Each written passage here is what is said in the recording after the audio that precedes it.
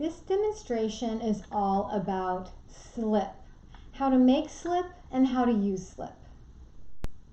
Making slip is easy. It's literally just adding clay and water. And slip is the glue that holds your ceramic pieces together. So it's something that's really important. And you are going to have to make your own. You don't just really want to buy slip. If you ever do see slip to buy, that's considered a casting slip or a decorating slip. And that's not what we're talking about here. Right now we are talking about having the slip that you use to glue clay together, or pieces of clay together. So let's get started here.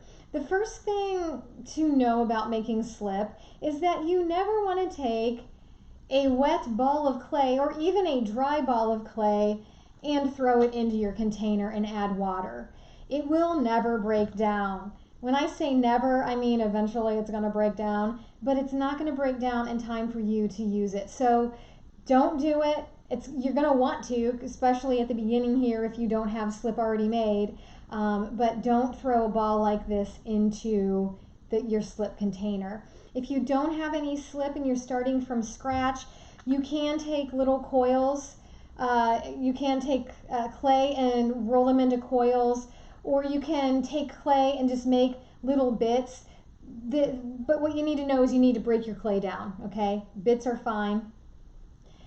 Eventually, when you start working with clay, you're going to end up having all kinds of little scraps that you can end up using for slip. It's just always at the beginning when you don't have any that you're going to have to kind of figure out how to make some. So, first important thing is that you're using really small particles. The second important thing is that your clay is dry. Do you see the difference in these two here?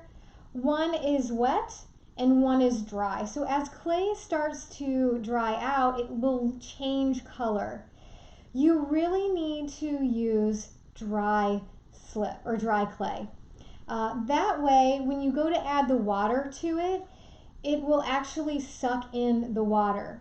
If you just put a bunch of wet clay, even if it's broken down like this, into your water, the water is not going to absorb it right away. So it's just going to take a really long time, not as long as this, but it is going to take some time for it to actually be a nice smooth slip. It's going to end up being really chunky, and you don't want that. This is a nice smooth slip. If you were to add just the clay that's wet, it's going to be super chunky and kind of like watery and chunky. Ew, you don't like that. Okay, so if you did something like this, you will probably eventually just want to break it up to get it into smaller pieces so that it can fit into your container. As far as containers go, you want a container that's tall enough that your brush isn't always falling out of it. This container right here is not ideal.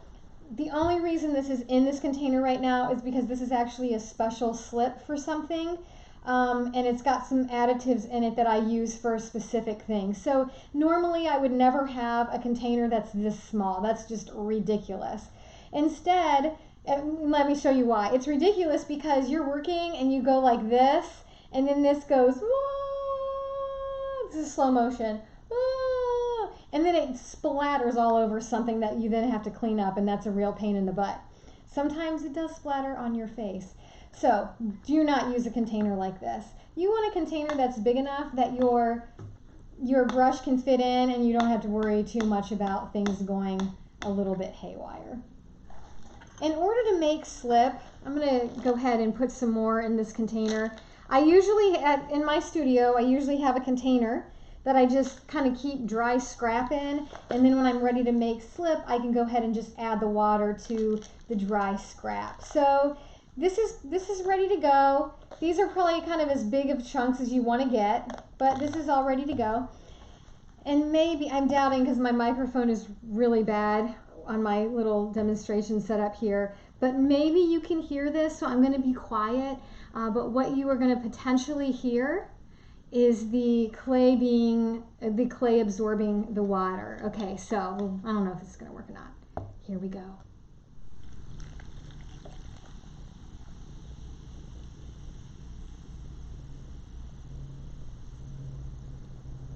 That's the sound you want to hear when you're making slip, because if you're not hearing that sound, it means your clay was not dry and the water is not absorbing into your clay.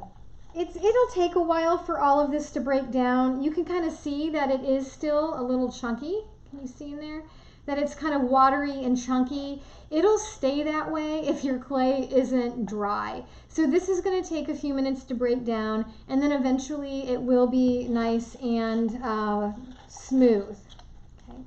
As far as how thick to make your slip, everybody likes their slip a little bit different. I kind of showed you this. This is probably the consistency that I like my slip. So this is going to be maybe some heavy cream, maybe kefir, if you know what kefir is. It's kind of like it's like liquid yogurt. That would probably be what I like my slip at. Some people like their slip really, really thick. I don't like my slip really thick. I also don't like it too thin either. Okay. Once you have your slip, it's important that you know how to use it. Anytime that you go to score anything, you are going to hopefully use a scoring tool that has prongs on it that are tough.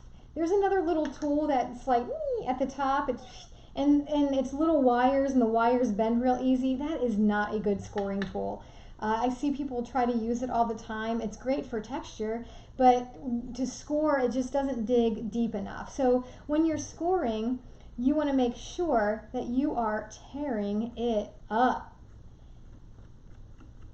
Don't be a baby about it, because the depth of your score marks are what is going to hold whatever you're gluing to your piece of clay glued on. Your wet clay and your slip is going to sink into these teeth marks, score marks. It's going to slip into your teeth, and that's what's going to hold that piece on. So if they're not very deep, your clay has nowhere to go. So that's really important. Nice deep score marks, and just know that clay, anything can be cleaned up. So don't worry about, like, if you're making a mess, don't worry about it. You're going to be able to clean it up, and you can see that in the cleanup video. And then as far as putting slip on, I'm just going to kind of graze the surface. I want a little bit of slip on there, but I also do not want to inundate it with slip. I do not want to do that. I could explain why this is a pain, but you're going to find out. So if you do end up putting too much slip on, you will find out that your hands are slipping everywhere and your tools can't like get in to do what they are going to do. But that's just kind of the pain part of it. The kind of scary part of it is that with all that slip, you are actually putting a bunch of water in your seam, and you're rehydrating clay that's already firmed up, and that's going to hurt the integrity of the seam because that slip has to dry. When that slip dries and shrinks, because clay shrinks, you could be leaving pockets in your seam. So you don't want to do that. It just makes a weaker seam. So you kind of want to stay along the lines where you're just putting a little bit of slip on. Don't overdo it. Not good.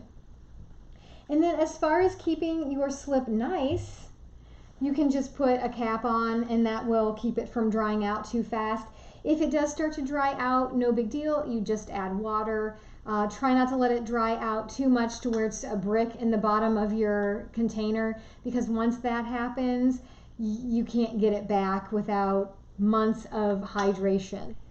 And then at this point, I just want to remind you, you do not want to put wet clay in there because you won't hear it.